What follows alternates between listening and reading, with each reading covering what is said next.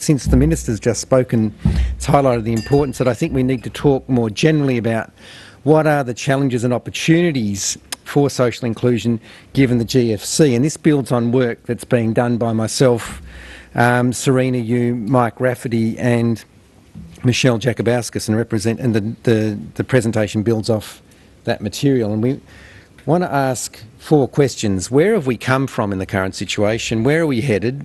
What sort of downturn is it? What sort of recovery is likely?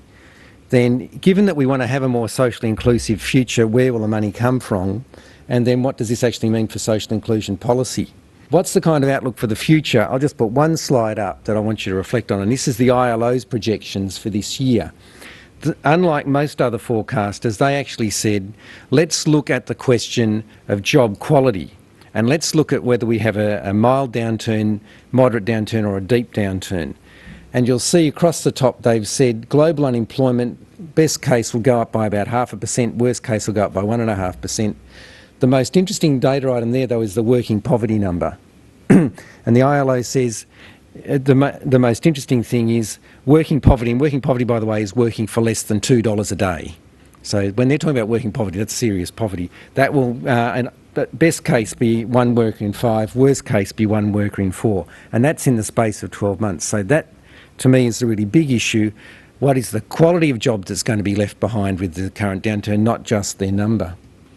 And so the question then becomes, what kind of growth path are we going to be moving on to? This is the really big question for social inclusion.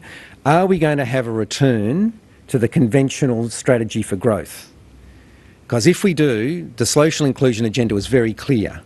The social inclusion agenda there was to be flanking policies for the inequalities that are systematically generated by the market. And that agenda, as the Minister just outlined, left deep pockets of major suffering. And the report she mentioned, particularly the Vincent report, is definitely worth looking at because the data it gets on what's going on at regional level is really quite alarming. But I think there's another trajectory possible, and that's one of sustainable business development built on decent work.